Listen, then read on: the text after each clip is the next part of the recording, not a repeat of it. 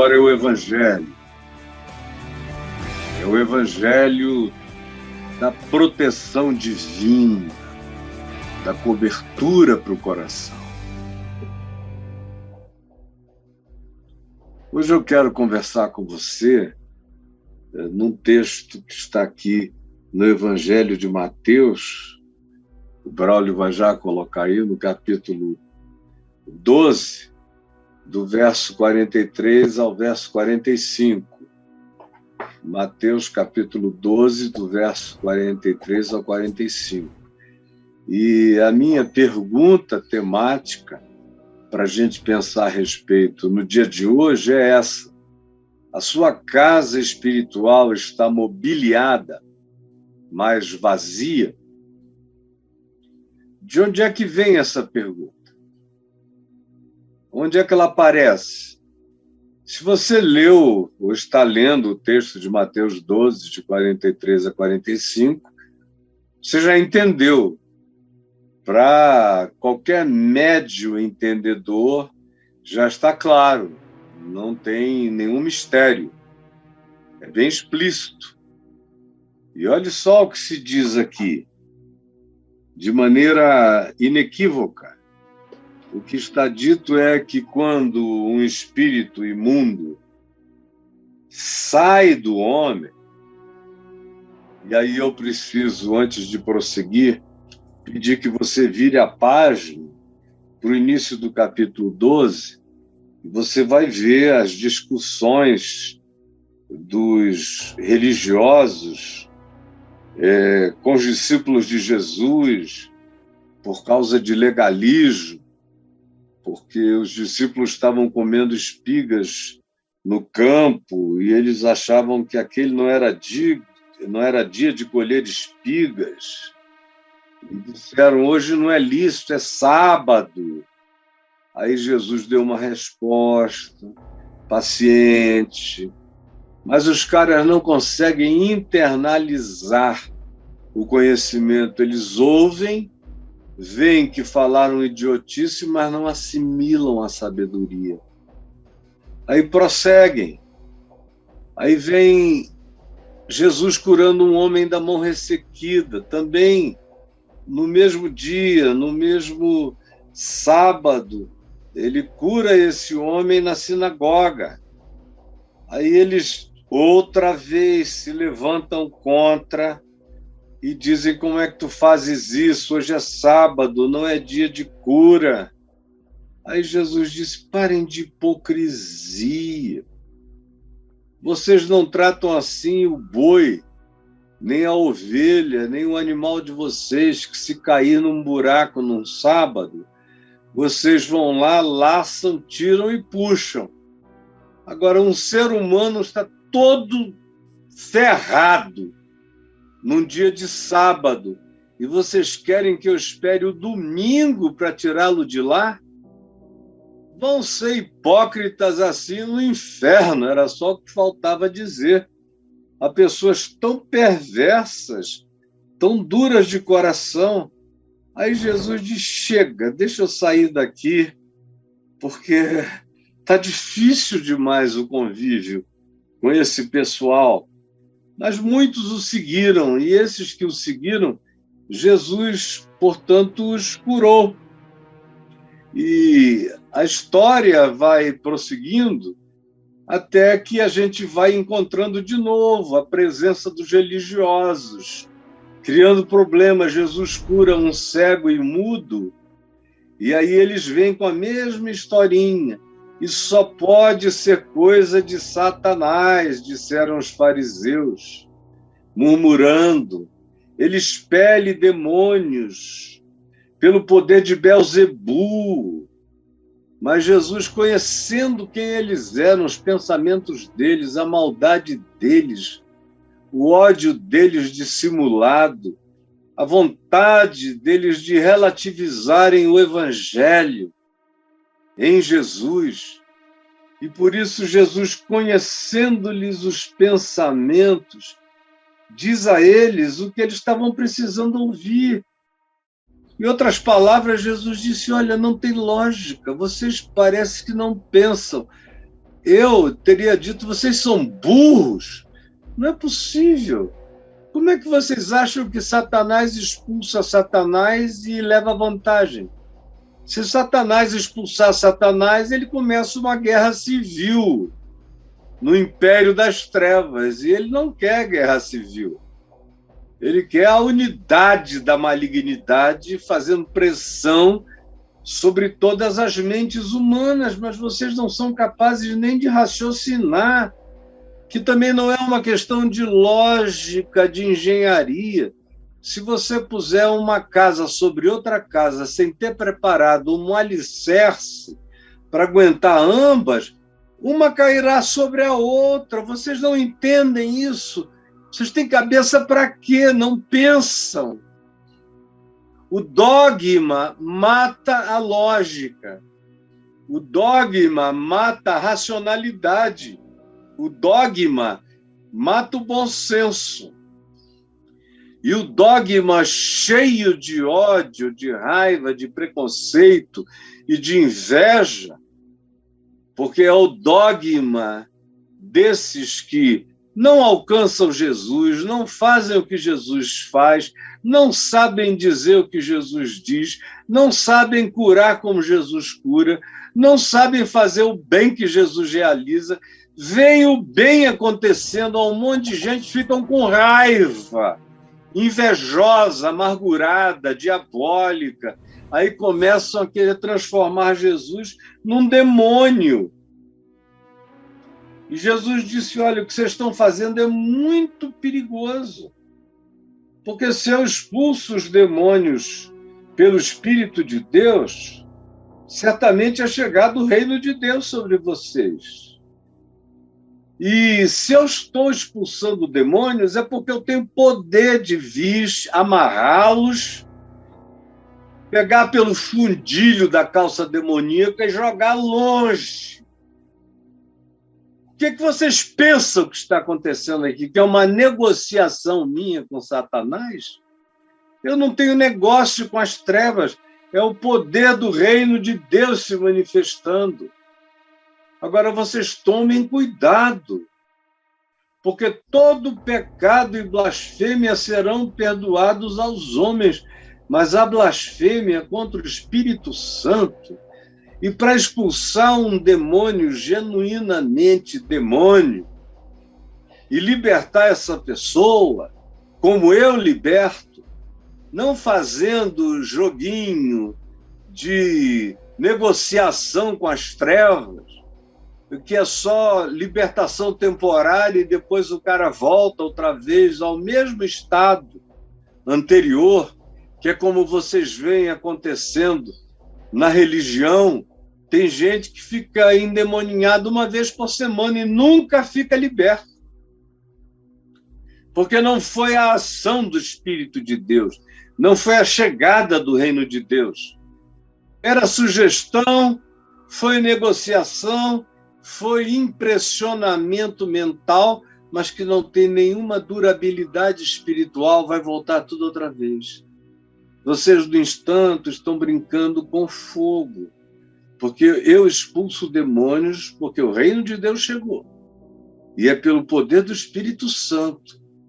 Tomem cuidado, porque vocês estão botando o pé num lugar perigoso. Se alguém proferir alguma palavra contra o Filho do homem, ser-lhe-á perdoada. Mas se alguém falar lucidamente, conscientemente, mal-humoradamente, predeterminadamente, insidiosa e perversamente, contra a ação do Espírito Santo, inequivocamente reconhecida, como é aqui o caso, e como vocês veem acontecendo com tudo, comigo, eu curo e o indivíduo fica curado. Eu expulso demônios e ele fica livre. Eu ressuscito morto, ele não morre semana que vem. Não é sugestão.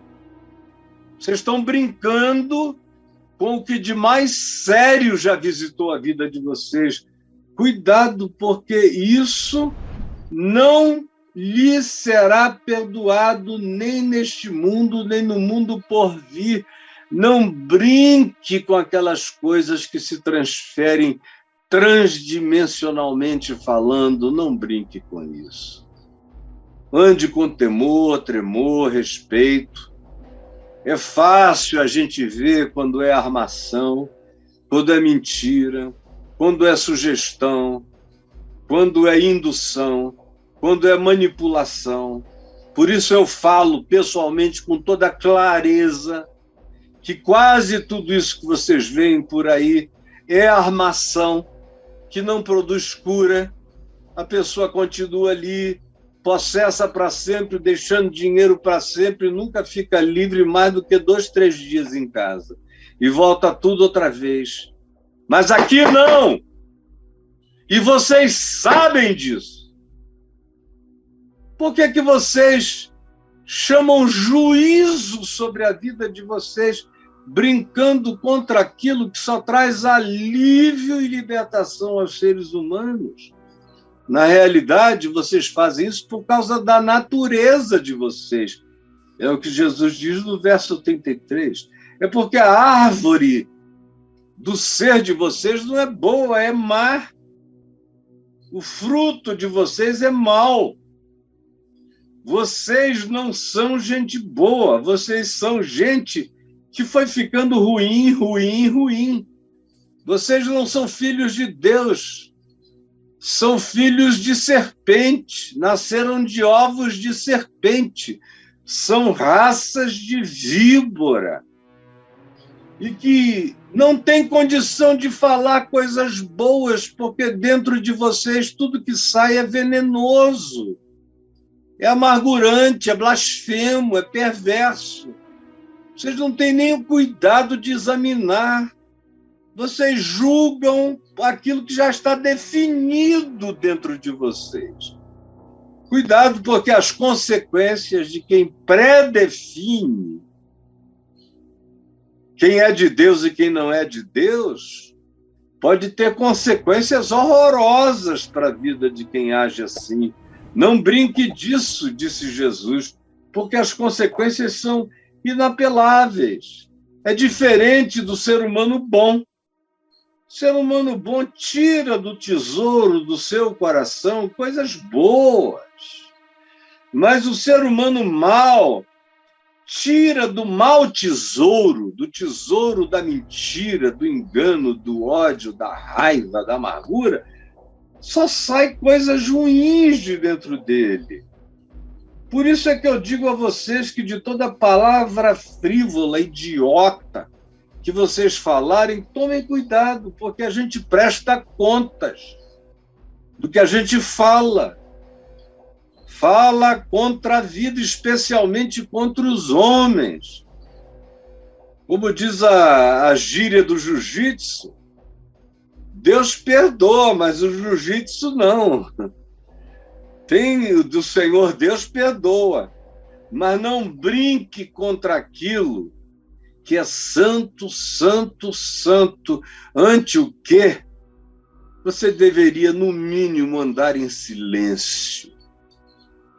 Tome cuidado, porque aquilo que você traz de juízo contra o que seja ação divina, genuína e verdadeira, vai se transformar em julgamento sobre a sua vida.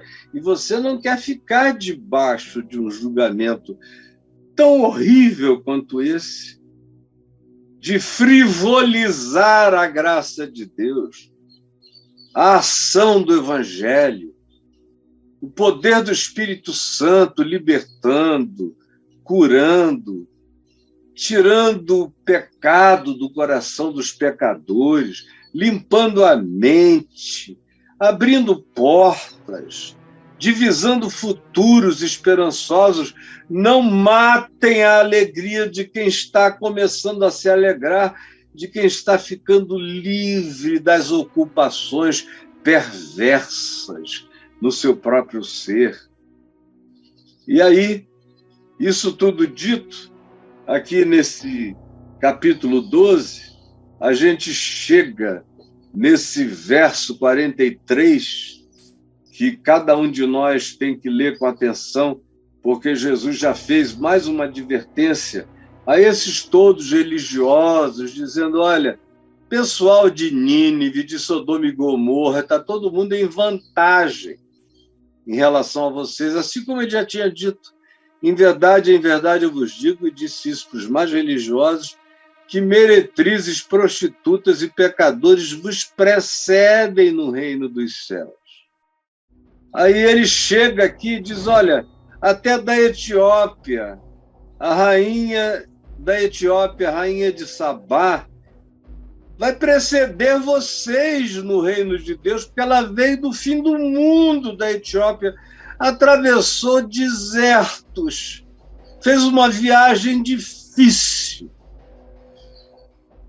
que nenhum de nós hoje em dia teria coragem de fazer, no lombo de animais ou numa carruagem, que de conforto só tinha o teto, o resto era na batida do desconforto, milhares de quilômetros apenas para ouvir a sabedoria de Salomão.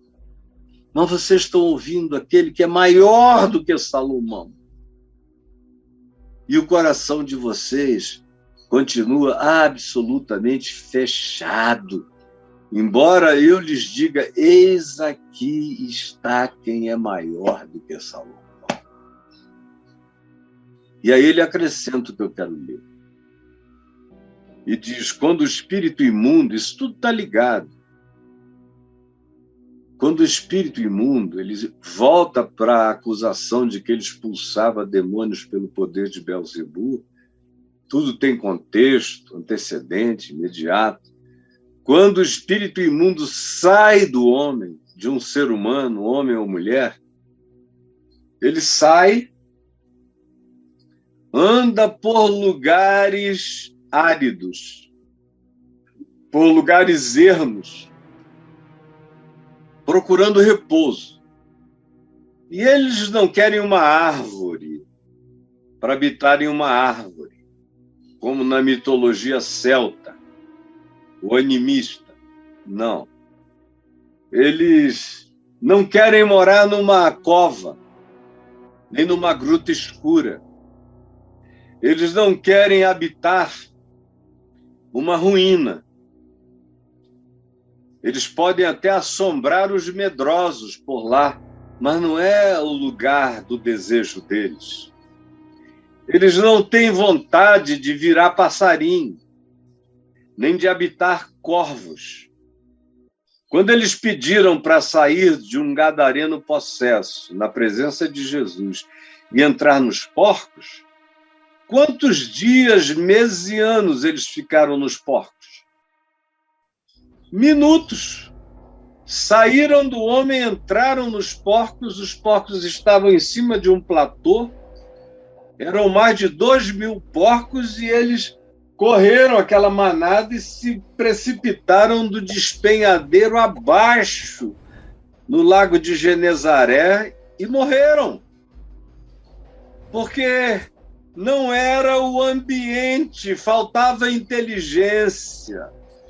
E olha que dos animais, o porco é um dos mais inteligentes, mas faltava o espírito, faltava a alma, faltava a psique, faltava as lógicas a serem usados por esses espíritos que gostam de dominar a mente, dominar a alma, as emoções, os sentimentos, que gostam de alterar o modelo das nossas lógicas, dos nossos pensamentos, que gostam de instilar em nós os piores sentimentos, os piores julgamentos, as piores atitudes, que querem pegar um coração e enchê-lo de ódio, de hostilidade, de homicídio, de espírito de vingança, ou querem anular o indivíduo,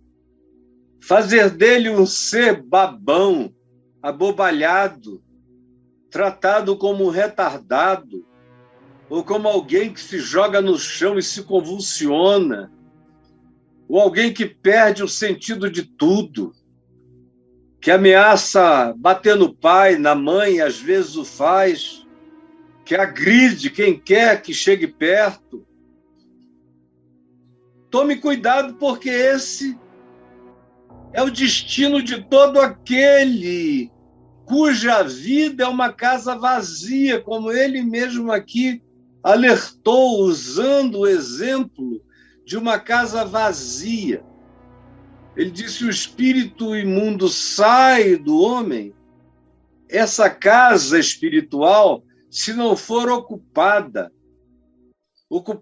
pelo mais valente, que é Jesus, se o valente bem armado, que são esses espíritos malignos, saem e a gente não ocupa com a presença bendita do amor de Deus e um coração cheio de fé, é uma questão de tempo. Eles vão andar e vão dizer: voltemos para nossa casa de onde saímos, porque a gente não encontrou um outro lugar disponível. E lá nós saímos, mas nada entrou no nosso lugar. É o cara que ouve o evangelho, mas não se enche de Jesus. É o cara que recebe uma libertação espiritual, mas que não se torna definitiva, só temporária, porque ele não se enche da presença do mais valente, do Cristo eterno, do Espírito Santo, selando e habitando o seu coração. É como uma casa que teve os seus inquilinos perversos despejados, mas que não foi ocupada pelo dono. Eu sei o significado de ter um inquilino perverso numa casa. Eu nunca tive nenhuma propriedade minha, até porque eu não tive nunca nenhuma propriedade para alugar.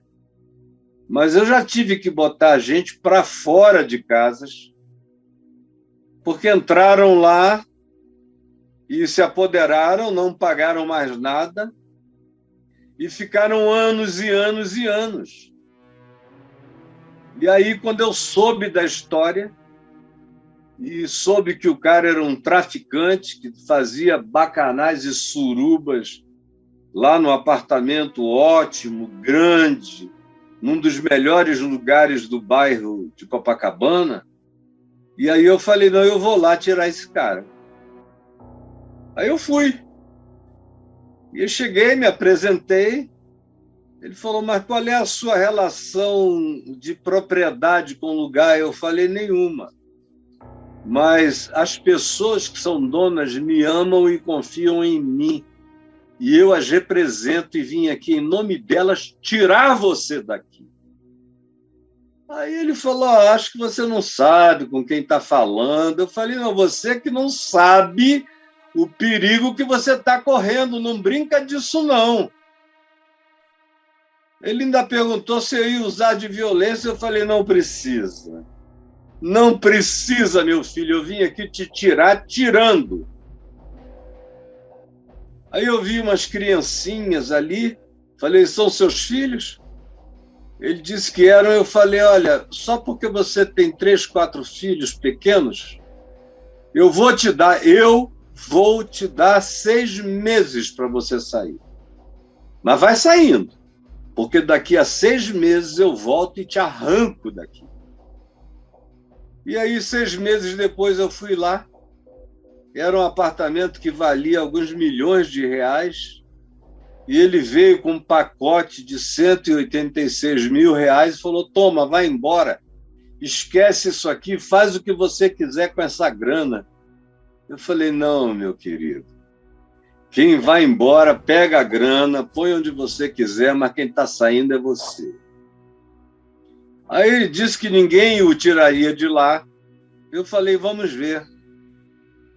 Chamei um amigo meu, um dos melhores advogados do Rio, falei: olha, tem essa situação. Ele falou: deixa comigo.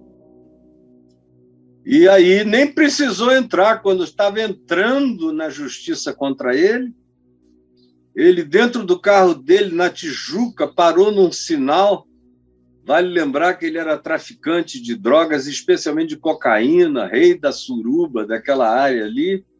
Veio alguém e deu um teco no ouvido dele, ele caiu morto no sinal. Aí me deu pena, mais pena. Eu fui lá, falei com a mulher dele. Falei, olha, porque mataram o seu marido, eu vou te dar mais um prazo, com muita compaixão por você e pelos seus filhos. Ela foi grossa, mas eu não sou grosso e eu mantive a minha palavra. Até que chegou o dia e eu avisei que ela ia sair ou ela iria sair. E aí, antes de sair, ela arrebentou tudo, arrancou as portas, arrebentou os armários, quebrou todos os móveis, louça, mármores, vasos sanitários, quebrou tudo, arrancou canos, fez um vandalismo. Mas quando eu cheguei lá, estava tudo vazio e pichado. Um apartamento de 380 metros quadrados, todo pichado. Aí eu agradeci a Deus, mandamos pintar tudo, arrumar tudo, e a família entrou. E acabou a palhaçada. Essa é a imagem que Jesus usa. A propriedade não é dos demônios, a propriedade pertence ao Pai, a Deus. Você é de Deus, eu sou de Deus. Meu corpo é habitação e santuário do Espírito Santo. Meu espírito é o santo dos santos da presença de Deus em mim. E nenhum demônio ousa nem passar do lado. Eu estou lotado de Deus. E os infernos todos sabem disso. Mas meu coração está ocupado. Eu já vi muita gente que estava cheia de coisa ruim, que foi liberta, mas não encheu o coração da presença do dono, do mais valente, daquele que diz, vós sois raça eleita, vocês são propriedade exclusiva de Deus, mas que não dão exclusividade de habitação a Deus e querem fazer sincretismo de deuses estranhos no coração e acabam ficando num estado pior do que o primeiro, como Jesus diz, e eu passo a ler outra vez. Quando o espírito imundo sai do homem, anda por lugares áridos procurando repouso, porém não encontra. Por isso diz, voltarei para minha casa de onde saí, e tendo voltado, a encontra vazia, varrida e ornamentada. Que é uma linguagem que Jesus usa, aplicando-a, não se esqueçam, aos religiosos, que eram seres que só tinham mobília. Só tinham mobília. A casa deles só tinha mobília, mobília moral, mobília da lei de Moisés, mobília dos regimentos da sinagoga, mobília de comportamentozinhos exteriores, mobília de behaviorismo, mobília de tratos externos e hipócritas, porque no interior o que havia era rapina e toda sorte de coisas ruins. E o que Jesus está dizendo é, mesmo vocês, prestem atenção, porque eu estou expulsando demônios de um certo ser humano aqui e vocês estão blasfemando, mas vocês são candidatos a ficarem cheios do mal que está saindo dele, porque vocês só têm mobília, vocês só têm culto, vocês só têm rito, vocês só têm dízimo, vocês só têm manifestações exteriores, vocês só têm orações decoradas, rezas, vocês só têm choro sem lágrima, vocês têm uma piedade sem compaixão, vocês são o ser pintado por fora, com mobília por dentro e sem dono no ser. Como aqui comigo, está lotado de gente que, do ponto de vista de um Enem moral, passariam. Nunca mataram, nunca roubaram, nunca adulteraram fisicamente, nunca foram a uma corte mentir contra ninguém, nunca nada disso. Não obedecem o sábado, mas o domingo como se fosse a mesma coisa. Não tem imagens de escultura em casa e se gloriam disso. Mas isso é só mobília. Só mobília. Gente querida, ignorante, é só mobília. A maioria dos crentes que eu conheço andam vazios, vazios de Deus, vazios de fé, vazios de contentamento espiritual, vazios de segurança, de confiança, vazios de paz, na certeza do cuidado do Pai por nós, vazios. São só envernizados, polidos por fora e por dentro habitados por toda sorte de coisas ruins, de toda maldade.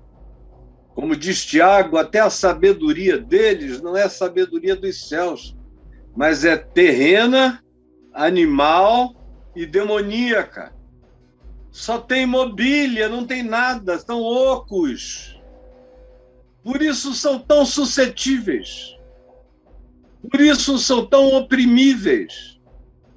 Por isso podem ser abatidos por qualquer tristeza que pode se transformar em falta de vontade de viver, porque nunca tiveram nenhum espigão de Deus, nunca foram habitados pelo mais valente, que é o único que garante o meu ser, a minha mente. É o único que garante a minha alma em estado de equilíbrio, de estabilidade, e o meu espírito numa condição de serenidade pacificada. Só o mais valente me habitando produz isso em mim. No mais, você é só crente. Você só tem uma mobília religiosa, mas seu coração está vazio, como de qualquer um outro que você acusa. Você passa e vê um cara num batuque e você diz que ele é possesso. E, na realidade, às vezes, ele é mais humano que você, mais generoso que você, mais humilde que você, mais grato do que você. E você é um crente perverso, duro, cheio de juízo, que foi ficando diabólico sem perceber. Você só é batizado. Só é batizado.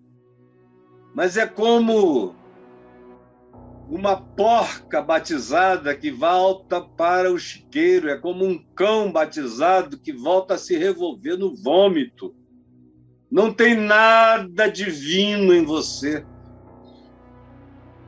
Só tem a arrogância e a presunção de pertencer a uma salvação que nunca te visitou. Por isso você é tão infeliz, tão inseguro, tão amedrontado, tão oprimido, porque você só tem mobília. Minha querida, meu querido, minha irmã, meu irmão, só mobília. Aí Jesus prossegue e diz: quando ele volta e encontra essa casa mobiliada, varrida, ornamentada, então vai, presta atenção, e leva consigo outros 7 espíritos. Não é que seja necessariamente um número de 7, é só para mostrar a plenitude da maldade posterior, que é pior do que a primeira. Jesus está dizendo, não tem nada pior do que você parecer ser de Deus sem Deus. Você ter essa fachada de piedade sem estar com o âmago tomado pelo amor, pela fé, pela esperança, grávido da esperança do Evangelho em você. Não tem estado pior do que o dessa disfarçatez oca, onde tudo tende a piorar, a menos que você se encha da presença do mais valente. Não basta que você tenha um alívio temporário. O desejo de Jesus é fazer morada. É como ele disse à igreja dos Laodicenses: eis que eu estou à porta e bato. Se alguém ouvir a minha voz e abrir a porta por dentro, eu entrarei em sua casa, cearei com ele e ele comigo. Você está ouvindo a voz dele? Eu estou falando em nome dele. Você está ouvindo a minha voz? É a voz dele. Eu não estou acrescentando nada ao que ele disse. Eu não invento. Quando se trata de pregar o evangelho, eu não tenho opiniões particulares. Eu tenho opinião particular sobre outras coisas. Mas sobre esse evangelho puro e simples da graça de Deus, eu me atenho a exclusivamente o que Jesus disse, que qualquer criança que saiba ler, lendo, sem preconceito, entende. Aí ele diz, vem 7 piores. E aí ele conclui dizendo, então, o último estado daquela pessoa torna-se pior do que o primeiro estado. Assim também acontecerá a esta geração perversa. E a geração perversa, a qual ele está fazendo referência, não são os publicanos, os pecadores, as meretrizes, os irreligiosos, nada disso. Era gente que não faltava sinagoga, era gente cheia de doutrina, cheia de regimentos internos, cheia de mobília moral, cheia de etiquetas religiosas, cheias de opiniões, cheias de juízos. Parece até que é alguma coisa, mas é só um sepulcro caiado.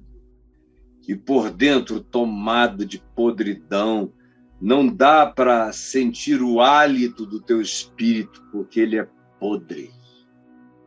A gente percebe pelas tuas palavras, percebe pelas tuas opiniões, percebe pelas tuas escolhas, percebe no fato de como você naturaliza ódio, ira, raiva, de como você torce pelo pior e não pelo melhor, como você se gloria nas aparências e não na transformação da essência. Você quer que as pessoas pensem que você é de Deus, mas você mesmo, você mesma, não tem nada do amor de Deus dentro de você. Você é um ser perigoso, perverso, e que tende a piorar muito. Eu encontro pessoas que começam a ouvir aqui e dão uma melhorada, mas não levam até as últimas consequências. Não comem a carne, nem bebem o sangue. Não comem a palavra. Jesus disse que a carne e o sangue eram a palavra dele. São espírito e são vida. Não comem o evangelho, não praticam o evangelho, não vivem pela fé, não se alimentam de esperança e não se pacificam na confiança. É só aparência, é só alegoria, é só Marquês de Sapucaí religiosa, é só traje, mas não tem nada que lhe revista a mente e o coração com essa proteção. Não tem o capacete da salvação no pensamento, na mente. Não tem a justificação pela fé em Jesus cobrindo o ser. Não andam cingidos com a verdade no íntimo. Não calçaram os pés com o evangelho da paz. não se defendem com o escudo da fé e nem têm a ousadia de quem empunha a espada da palavra de Deus, que não é carregar a Bíblia, é carregar o peito cheio da convicção do Evangelho, e essa é a espada. Quem não entendeu isso pode ficar 100 anos dentro de igreja que vai continuar com a porta aberta para o mal e com a porta trancada para aquele que bate, ninguém abre para ele. E a casa continua oca, imobiliada. Me responde essa pergunta. Sua casa espiritual está mobiliada, mas vazia? Pense, responda, seja sincera, seja sincero. Aí você me pergunta, e o que eu posso fazer, Caio? Não é possível que você não tenha aprendido até hoje. Jesus disse que você tem que invocar o mais valente. E não é só invocar de palavras, é com a vida. Aquele que invoca é aquele que pratica. Invocação de Cristo, sem a vontade e a decisão da prática do Evangelho, não produz nada. É só magia supersticiosa praticada em nome de Jesus. A invocação de Jesus implica nessa evocação de Cristo em mim para a prática do Evangelho.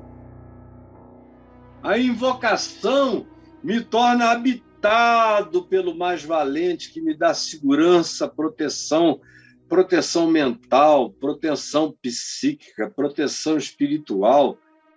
Faz você se tornar um assombrador de assombrações, selado com o selo do Espírito Santo da promessa, o imprimatur de Deus em você, e ninguém te toca nunca mais na vida. Pode me mandar atravessar o Hades, entrar no Tártaros. Eu entro sem medo, porque maior é aquele que está em mim, que anda comigo, do que toda a soma de todos os demônios e de todos os infernos. Você não consegue crer nisso, né? Pois é algo que pode ser seu se você crer, tão somente crer. Se entregar e não duvidar. Agora, aquele que duvida é como as ondas do mar. É um espírito dúbio, hoje está, amanhã não está. Não tem nada fixo nem definido, é só casa mobiliada e oca, sem o proprietário mais valente que nos dá toda a segurança de ser. Se você entendeu, entendeu. Se não entendeu, não entendeu porque não quis. Jesus, eu quero pedir que ninguém seja tão duro de coração, nem tão preparado contra o teu amor, nem tão hostil à tua graça, que não queira recebê-la nem com toda essa clareza, só porque sou eu quem está dizendo. Por favor, me cega ante os olhos desses entes preconceituosos, mas permite que pelo menos eles ouçam essa palavra da verdade, que não anda sendo pregada com essa clareza, como eles estão tendo o privilégio eterno de ouvir aqui e agora. Eu te imploro que seja assim. E que o poder do Espírito Santo venha libertar os oprimidos, os angustiados, os mentalmente perturbados, os psicologicamente totalmente indefinidos, e que o medo maligno seja expulso desse coração pela presença do teu amor, porque o verdadeiro amor, quando é acolhido em nós, lança fora todo medo. É o que eu te peço que aconteça. E eu só tenho essas palavras dirigidas a ti. pedindo a Ti que alguém as ouça com o coração. Em nome de Jesus. Amém e amém.